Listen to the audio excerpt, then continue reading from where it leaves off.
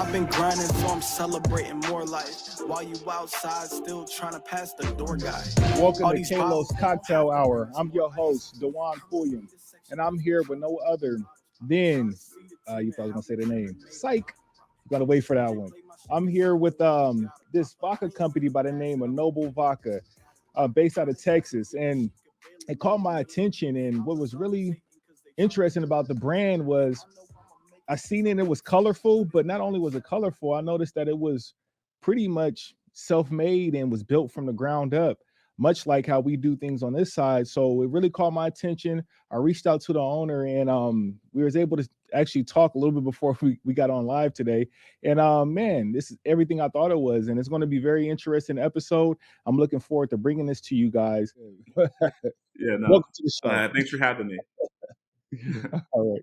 So man, we're back at it 2.0. But we're back at it. So man, we're gonna start off. We basically start off where you were from. Let's start there. Let's start where you were from and how you um developed the mindset to where we're getting to. So as far as the business. So yeah, let's start there. Where are you from? Okay, cool, man. Yeah, I'm from Plano, Texas. It's a suburb of North Dallas.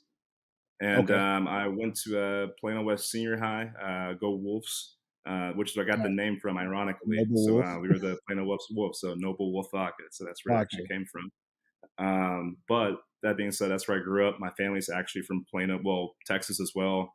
My dad's from Mobile, Alabama, actually. And yeah, they just happened to have me in Plano.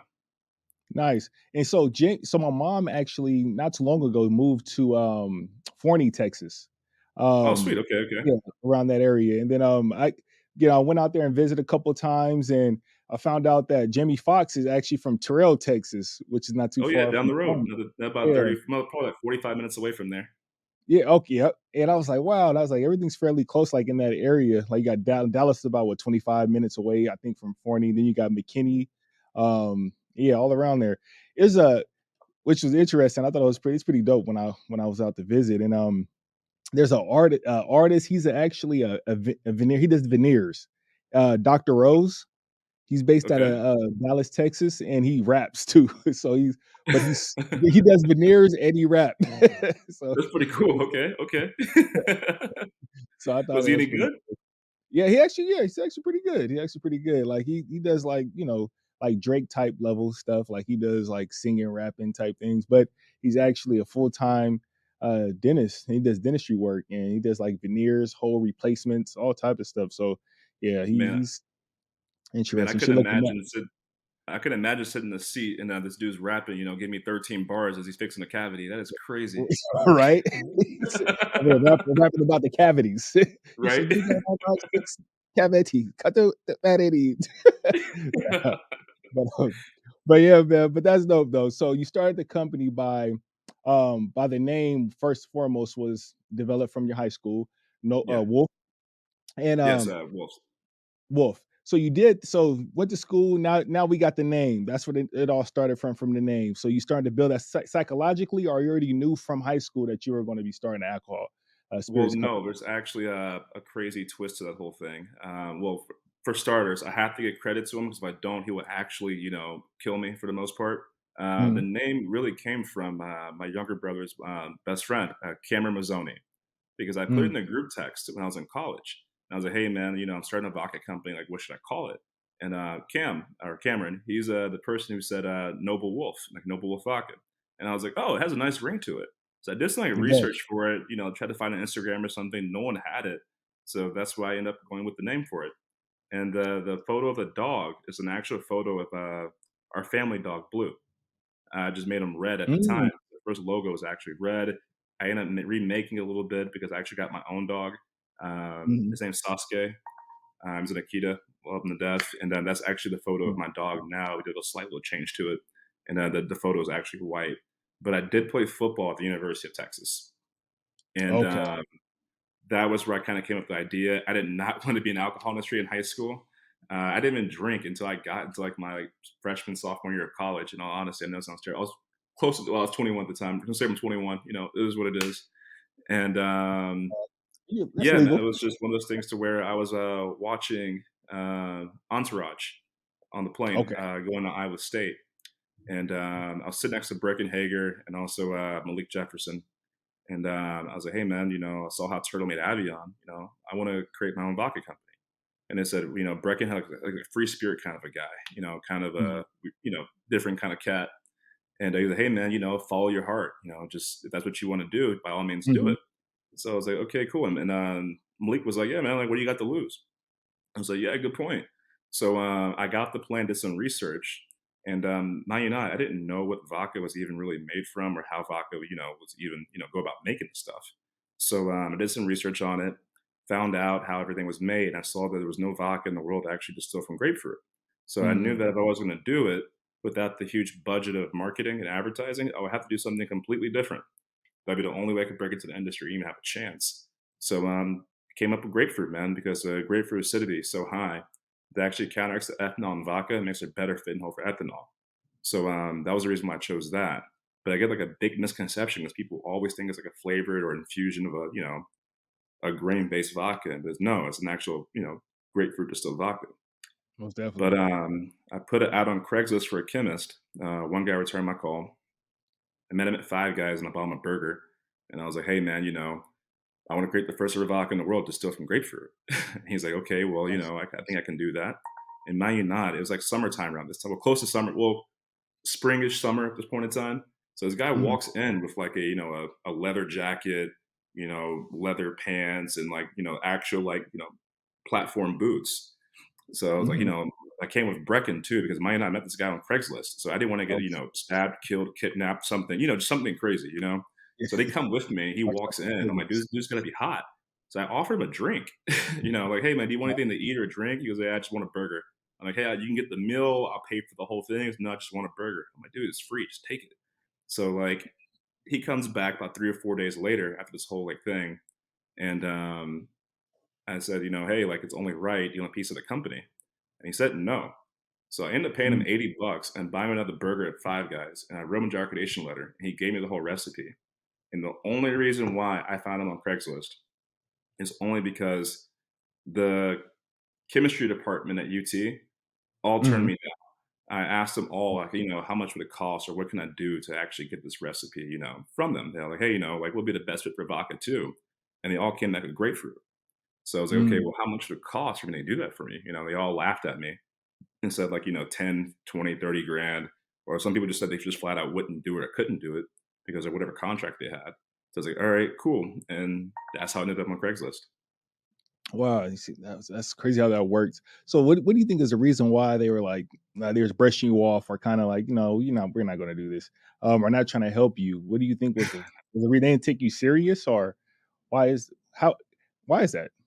Honestly, I think it's just one of those things that don't take you seriously because they all just kind of laughed at me and said, Mm-hmm. oh, well, we just kind of can't do it or we just won't do it. And, when someone throws a ballpark figure like, oh, yeah, I'll do it for you for like, $20,000, $30,000, I'm like, yeah, okay.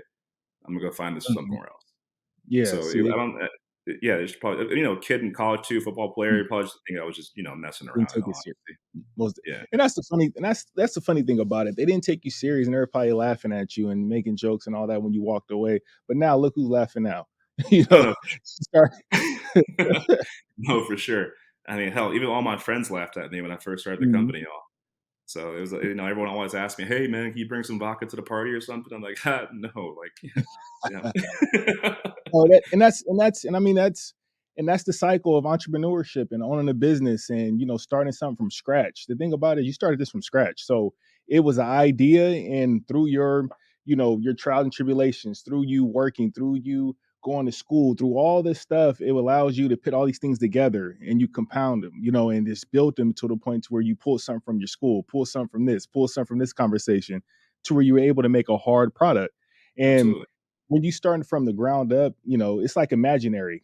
People like first it's like a cycle. People say, "Oh man, he's not going to do that," or "She's not going to do that," and then it goes to this, oh man, they really actually crazy enough to do it.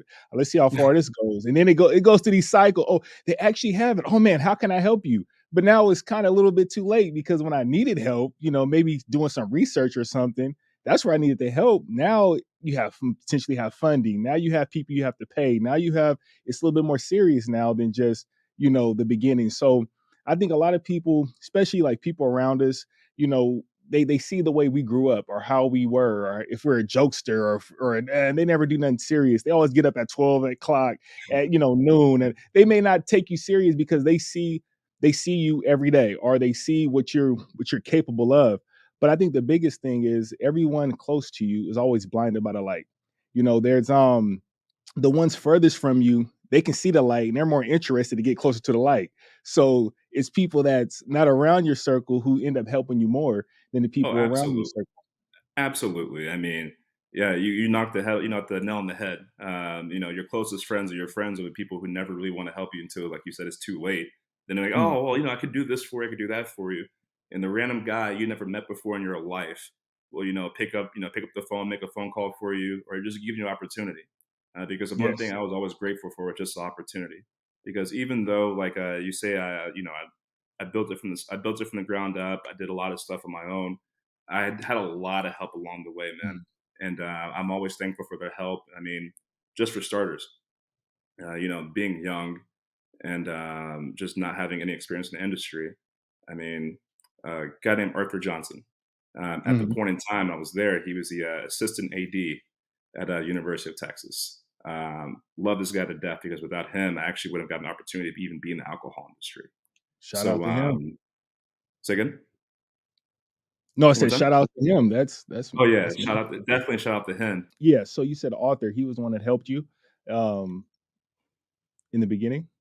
Oh, without a doubt.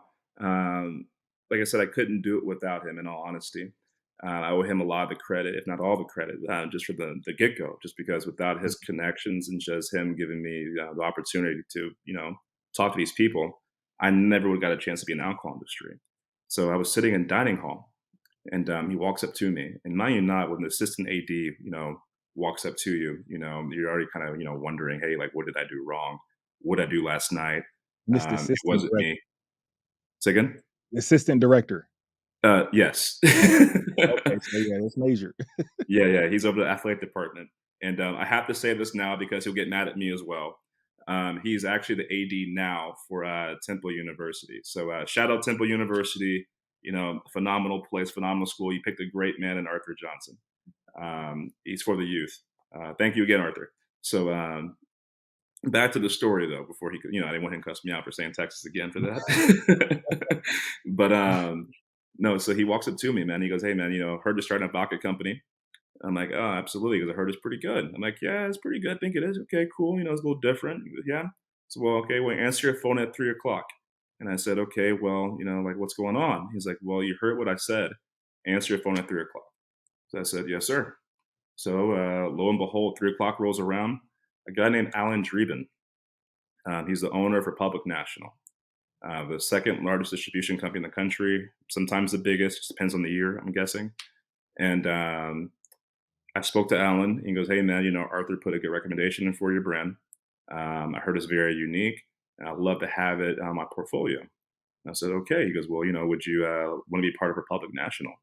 And I was like, "Absolutely. Like, why would I say no? People There you who go. have, case sales came to get with you guys. Like, why would I say no to this opportunity?" Yeah, definitely.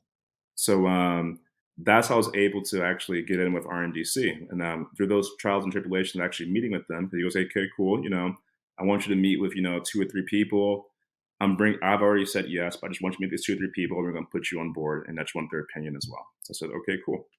So I met these 3 guys, and one of the guys' name is Clinton Hansford. The other Mm, guy's name I can't remember off the top of my head, but he's like the third in line at RNDC, and he's over like basically all the states. mm, So he was the coolest guy I ever met. In all honesty, he asked me 3 questions. Really, really 2 questions. The first question was, have you made alcohol before? Easy answer. No. It was okay, cool. okay. No big deal. It's a easy, it's a lot of people's first time in the industry. Oh, We can work definitely. with that. No big deal. Second question was, do you at least have $100,000 in marketing dollars? And no one ever checks if you do or don't.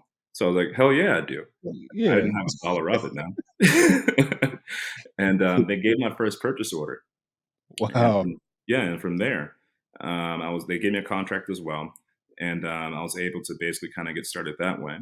But I have to throw in as well. My mom helped me out too, just because I came home for break and I was like, "Hey, mom, I want to create an alcohol company." And mind you, not my mom doesn't drink for anything. Like all she drinks is Mhm. basically wine and maybe like a margarita. That's it. So she goes, Mhm. "Okay, well, let me try it." So I was like, "Okay, cool. Like, here you go." And she tried it and loved it. So I was like, "All right, well, I think I'm onto something."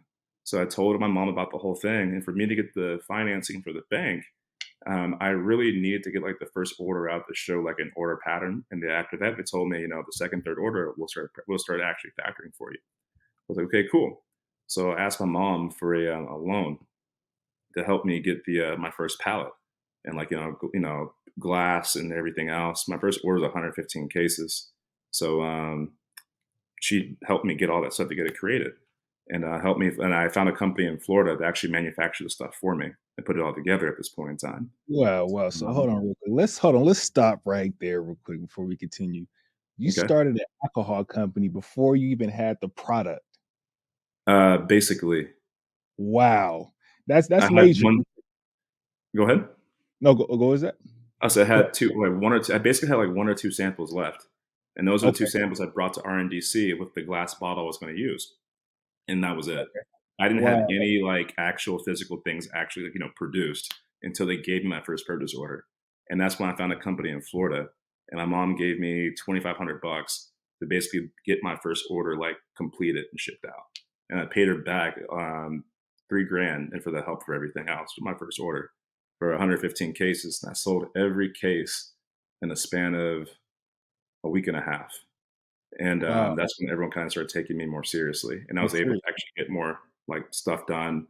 I didn't need any money more for anything after that. So I just kept kinda growing and growing and growing from there. Wow, that's the American dream right there. So I mean I mean My that's that's what you hear in movies. You hear that in movies and in stories, but being able to, be in, arm's reach or right here and be able to speak with someone, a founder and CEO who actually started a company through a vision, and being able to have because I'm pretty sure there's a lot more that went into that conversation. I'm pretty sure you had charisma. I'm pretty sure you had, the wherewithal to answer the questions in a way to, let them know like I'm serious about this.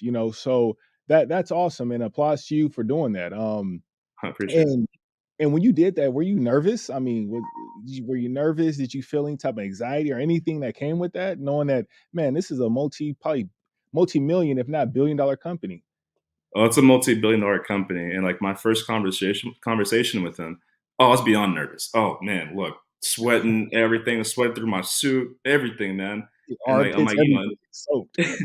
just because obviously I've never done it before. It's like my Uh, first time, actually presenting and talking to, a company, let alone like a $1 billion company like this with no other advisors or anything like that. It's just me in a room with like, 3 or 4 people around a table. And I'm just at the head of the table, presenting and talking to them. But from that, I mean, the charisma thing, I mean, yeah, of course. I mhm. mean, I've always, people have always loved my personality. I've always been a big people person. I had no trouble with that, and just to relate with them, start a conversation, whatever it may be, definitely Mhm. helped me go a long way, and that for sure helped me get that contract too, just because they not kind of they bought into the Noble Wolf brand with me behind it, just Yes. because I did everything I could to grow that brand to where it is today, whether it was standing in a liquor store from Monday through Saturday, from 12 p.m. to 8 p.m., 7, 8 p.m. at night, just Mhm.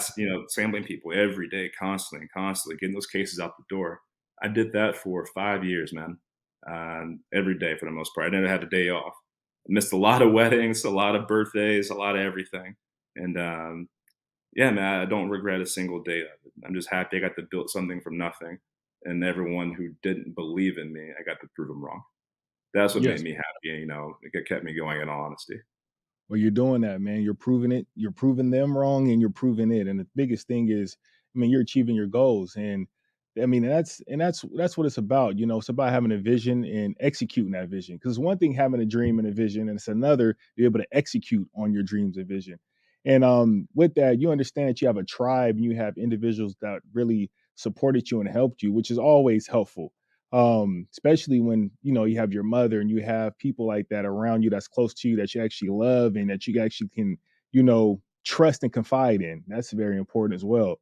So man, hats off to you, man. Hats off to you. So now, I mean, you went through this process and you went through the funding aspect, and now you use the purchase order from Republic to be able to get financing from the bank with a little bit of support from family members. And then you took that and now you wrote that into your business and you start developing your business now starting to grow and do its own thing on its own. Hmm. So now you get to that point and you're with a major distributor in Texas. Actually, they're nationwide, but you're distributing out of Texas, and you're working it full time. You're at it full time. You're boots to the ground. You're doing it. How were you able to expand and build within the retail space? Were and yeah, and how were you able to do that? I mean, because that's right there on its own. Just me understanding that aspect of it. But for those who don't understand, that's a tedious process and It relationship. most it most definitely is a tedious process, and it's the well. There's a few aspects you have to kind of like. It's more of like a layer thing for that kind of answer. Mhm. And the number one thing I realized after doing it my first year was that I really needed my own distillery because if me for me to actually grow and actually have a viable brand, to co-pack or just use someone else's facility wasn't the most viable or profitable way. And for me to do that and sustain the growth and actually have more money and especially for vodka, because being in vodka is not a high margin industry. Whiskey, tequila, those are more high margin dollar items, to where you can charge more and also keep more as well.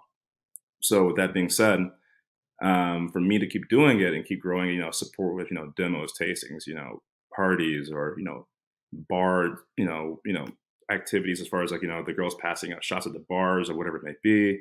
You know, um, I had to build my own facility, so I saved up enough money. It's Uh-huh. actually a funny story.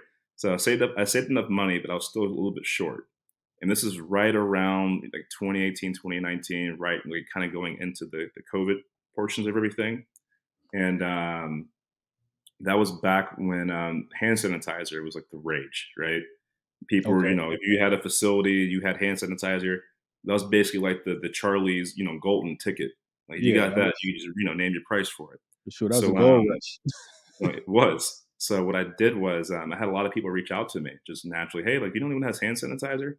So I got tired of basically referring people for that whole thing, and I took the business myself. So I called my friend down in Florida, and I was like, "Hey, man, look, I got a bunch of casinos in Vegas and a bunch of other, people throughout Texas and the country that need this hand sanitizer. Um, I get the business. You can produce it. Let's split everything 50-50."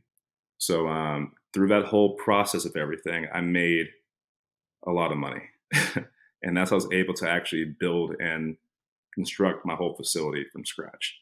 And that's how I ended up getting there to that point to be in the facility. A lot of people don't know that, but I was shipping Mhm. out around 14 to 21 tankers every 2 days, every 2 3 days, of just hand sanitizer to all these Wow. companies. So I mean, I made a pretty penny off of it, and I got in, got out. Once I got the facility open, I just kind of just got checks for that whole thing until the whole thing was kind of over with, of course. But that's how I really got the whole distillery open and operating in Denton. I really was going to open up in McKinney, Texas, originally, but it was like a crazy story with Okay. that. The landlord Uh-huh.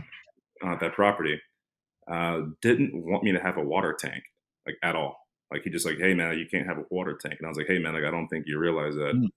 I can't make vodka without water. So it's not gonna be Yes, for sure. possible. Yeah. So we didn't get to start in the project over there or anything. So I had to break that lease and end up going over to Denton. And that's why I was able to find a property over there. The landlord was amazing. He was really cool. Really, happy to have the distillery in the Denton area. So, we put everything in, and we're open up in 4 to 6 months later. So, Awesome. yeah, So but that's go ahead. sorry, go ahead. No, you got it. Oh, no, so that allowed you to be able to distribute your own product with under the distillery license now. So you didn't have to Oh, have that middleman to have to distribute anymore, or did you still have to utilize a distributor? then the distributor is still there, so you Okay, have to have a distributor, and basically, unless you have your own distribution license, which I don't have.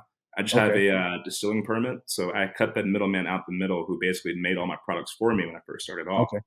Because naturally at 23, 24 years old, you don't have hundreds of thousands of dollars like that laying around to build a facility. Most So I was definitely. like, okay, I'm gonna find this person to make the vodka, package and everything for me with my recipe, and ship it out to my distributor. So I got rid of that person and was able to make everything in house. So that's how I was able to cut my costs down to actually compete on the shelf in the market. Because if you don't do that, you're actually at a higher price point than everyone else, and you're still making less than those companies. So you're charging more and still making less. So that's what I was like, hey, you know what? For me to be viable in this industry and actually compete, dollar wise on the shelf, I need to have my own place. And by me Yes. doing that, I was able to sell, 4 times as much in the first year having my own facility. Just because I was able to, price my vodka accordingly against every other, vodka in the market instead of being over it. So Most that helped me definitely. out a lot. But as far as like the liquor stores go, um, man, following up with them. That's the key. Make sure you hold your promise. Don't overpromise. Always, under promise and over deliver. So Mhm. by doing that, you build trust, and they'll start doing more things for you, and actually let you do more demos or whatever it may be. So that's how I was able to build my brand up that way. But other than that, I would say focus on the key mom and pop stores or whatever region or state that you're in, and then from there go to the chains because you get those key indies independent chain stores behind you. The sky's the limit, in all honesty. Most definitely. And you can and it's I mean, it's less politics, right? When you get into small mom and pops, you can go in there and do demos anytime you want to. You kind of get more of a face-to-face relationship with with the owners of the company and or the ones that's always individuals always working there. No, for sure. As far as when you get to chains and bigger, companies like that, I mean like Total Wines and specs and different location like that, it's more commercial. So you're usually going through someone that you probably would never be able to meet, or that's probably not even in that state that you have to send an email to, and it's not personable. So it's hard to build that relationship. So when you're working with mom and pops, you can actually build a name and build, I ain't gonna say legitimacy, but build a sense of ownership, so to speak, amongst your community. So I do agree with that 100%, and I'm glad you shared that because that's very important. Whether if you're starting a vodka or tequila, bourbon, whiskey, whatever the case may be, if you don't have a major bucket of money, or if you're not, if you don't have quarter million, half a million, to really put Plus, into, yeah, plus exactly to hire these individuals to go do that. Because let's face it, if you have money, you can cut all this stuff in half, right?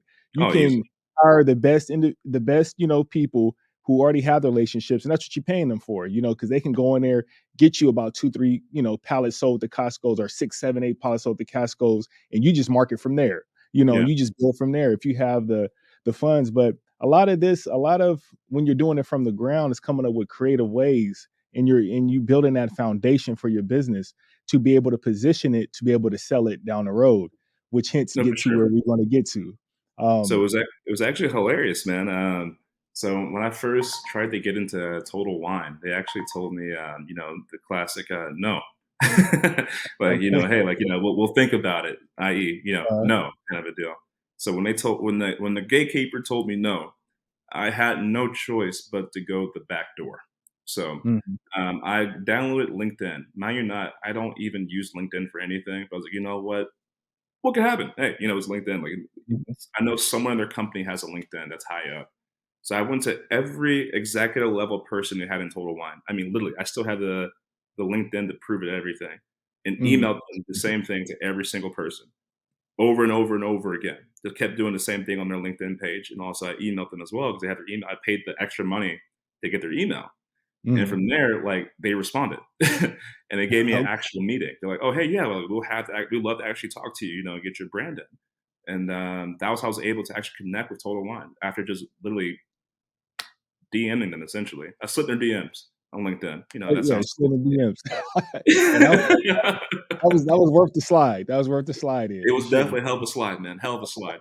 It was worth shoot, make about 4 or 5 of those, slide ins, Total Wine, Bevmo, all that. We gonna slide in all those. Oh man, hey, you'll be honestly, you'd be surprised with the initiative that you Mhm. put in with the outcome that you'll get back. No, Because if you see a 100%. person, trying, because nobody typically goes that route, especially if they don't know him or anything. I was like, hey, look, if Mhm. they don't know me, they know me now, just because I Yes. tried. I put myself out there. Even if they still say no, I'm still on their mind because you can come back a quarter later, 2 quarters later, just come back every quarter until they say yes. But just the fact that you keep coming to them, even after a no, Mhm. someone's going to tell you yes eventually. They even give you a No, shot, yes. and Without a it's up to doubt. you to knock out the park once you get that shot. So that's what I put my mind set to do. Yes, no, you're 100% right.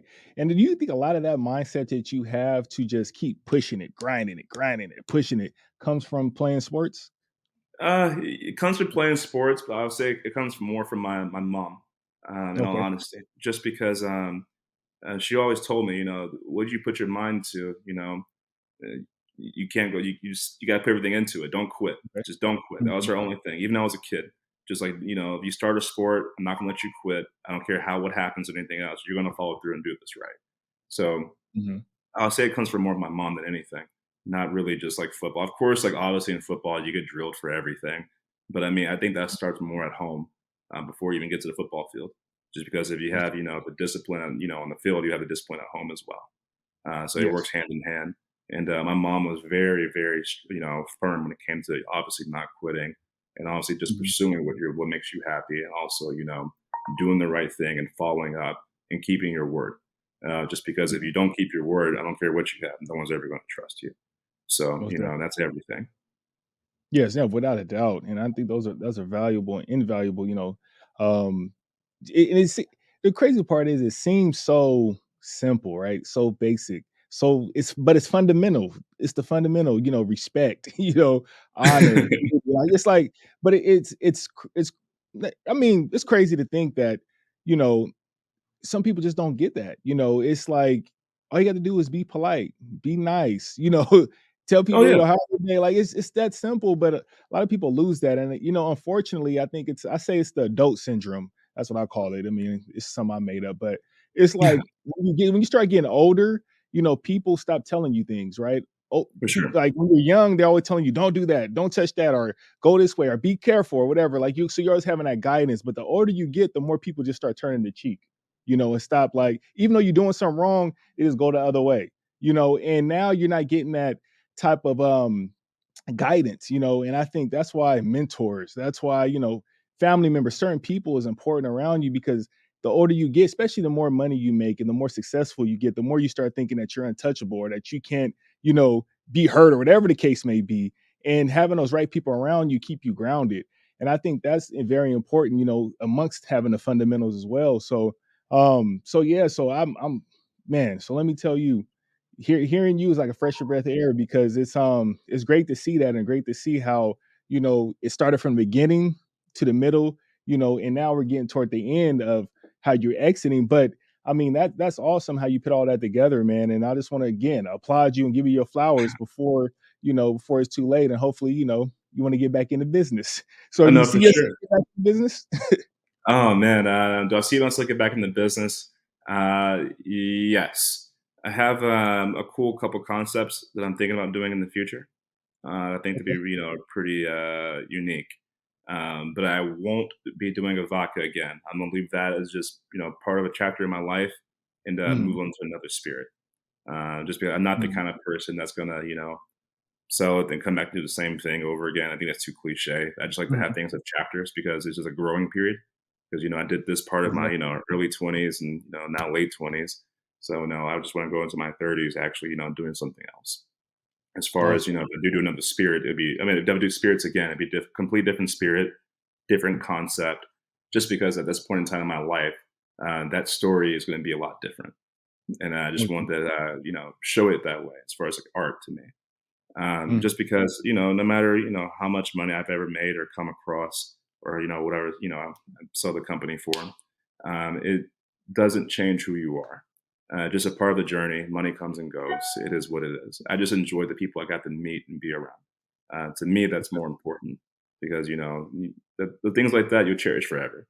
Just Yes. because no matter what happens, or in my life, as I move on to other things, it's just one of those things to where this is going to be part of the legacy. I started something, I sold it. I was the Hmm. first to do it in Denton, so I've been part of their history now as well. I was one of the largest black-owned distilleries in Texas too, as well. So I was also in the Guinness Book of World Record too. That was kind of cool. So Oh, hopefully, I still nice. have that record. Huh? Oh no, I said that's dope. That's nice. Oh That's yeah, cool. and That's dope. I've won Texas Vodka of the Year, double gold in New York, same thing in San Diego, and silver in San Francisco. I'm mad about that one actually. I should have entered again, but yeah, man, I just want to move on and do something I guess different if I do decide to do it in the future. Okay, that's awesome. And I mean, you say not vodka, so potentially tequila, bourbon, rum, some of that nature. Ah, tequila? No, man, I hate tequila. Okay. I won't make anything I won't drink. I don't do Oh, nice. tequila, There you go. man. Yeah, so the tequila's off the board, but definitely like a bourbon or whiskey. That'd be something more mildly. Okay. Awesome, Yeah. awesome. So what so now that we're at kind of the tail end of it and we of how you exit a company. So now you're at the exit part and you're exiting your company to be able to, sell in the sea, and enjoy your next chapter in your life. How does that process work now? And how do you actually go about finding a, potential investor or broker or someone who potentially can take over your company for you to be able to sell off in the sea? There's many different ways you can go about it. In all honesty, obviously, the classic way would be someone just walks up to you and say, "Hey, I want to buy your brand," and they give you a Mm, number, and you say, yes and yes. Have attorneys look over the paperwork, and they pay for it. That'd be the obviously the weird but lucky way. But no, it can't happen. once you get to a certain size, of course, you'll have people give you a call and they say, "Hey, look, we want to buy your brand." As far as like, hey, we see some potential in this. Would it be Diageo, Pernod Ricard, someone along those lines, the massive conglomerates will come to you and say, "Hey, look, we want to buy your brand, or we buy 50% of it, buy 100% of it." It's kind of up to you at that point in time, what you want to do or feel comfortable with. So that's another option. Or there's another option to where you can just go get a broker and Mm, they put it up, and say, "Hey, this is for sale," and people come, try to buy it. Will it still be a conglomerate still as well? Or just, a private equity group, or just another, Joe Schmo that wants to just get an alcohol industry. mm, So there's many different ways to go about it. There's no right or wrong way. It's just what way works primarily for you. Just because obviously at a point in time, you're not going to find that many people that are able to afford, that high of a price tag for certain things. I most mean, definitely. when you get into the millions of dollars for something, there's not that many people who have that much cash laying around to just, purchase it outright, and also still have the cash left over to, fund the growth of the actual brand. That's still rare, no matter what you do, or how big your brand is, or how small For it is. sure. Um, what I chose to do is, I had a lot of people reach out to me to actually, purchase the brand. Had some private equity groups and also other brands as well. And right now, I'm just going through and we're just weighing out my options for each one, and just kind of figuring out Mhm. what's best for me, and also will be the best thing for them as I give the company away, or just sell it to them. Sorry. So it's just one of those things where after the first couple, initial offers and everything, I decided to hire a broker because, Mhm. I've never done this before. I've never sold a company Mhm. before. So I didn't get to find a person that actually has. So I can see, what it's worth. You know, am I shortballing myself, or am I, hey, should I just go ahead and take this because you're offering me more than I should be getting? Mhm. So after that, they told me, hey, let's wait, and just wait and see what else we're coming, because you're getting a lot of offers, getting a lot of attention for it. So let's just see, who else can come along and try to, put their, name in the hat for the brand, and all its, assets and everything else. So I was like, okay, cool. So that's what we're just kind of phase in doing right now, just because I have about 8 offers now on the board, and just trying to Mm. pick which one's, the best one for me. Awesome.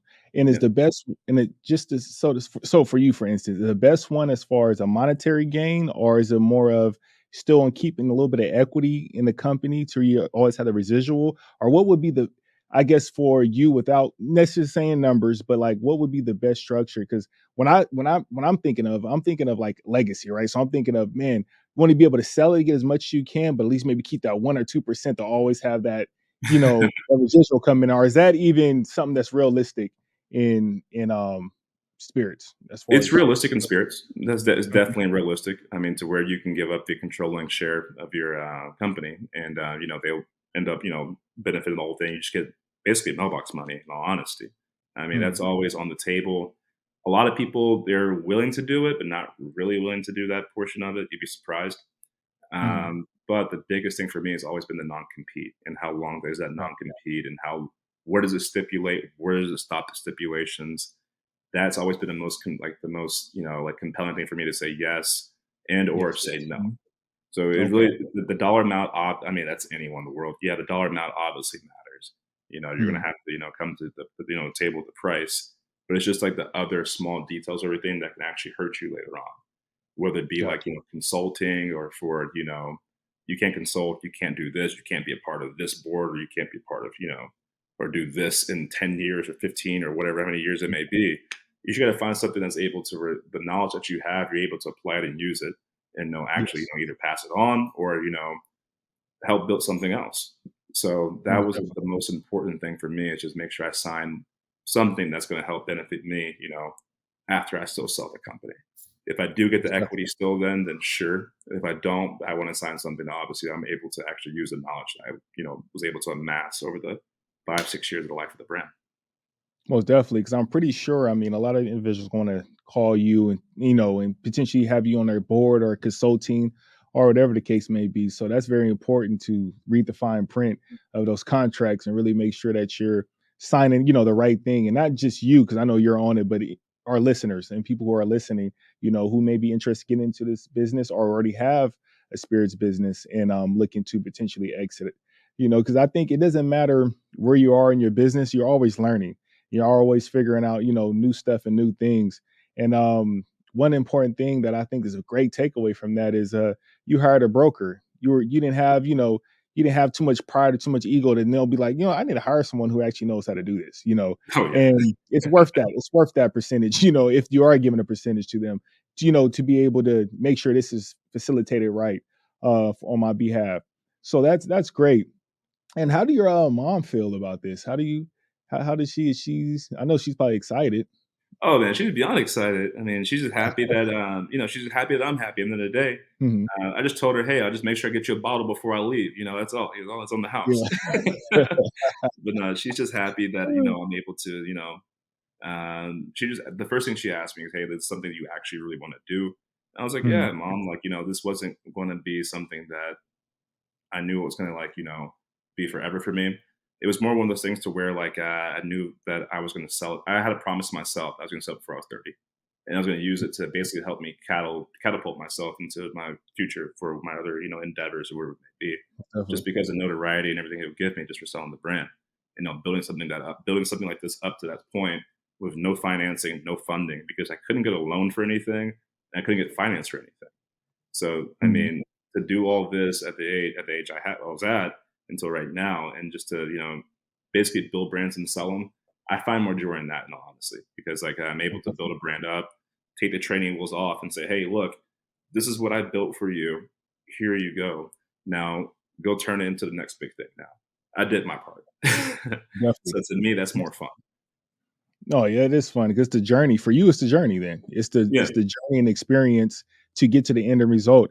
And and the more and more founders and CEOs of companies that I speak with, I find that a common thread as well is that a lot of us we just love the journey.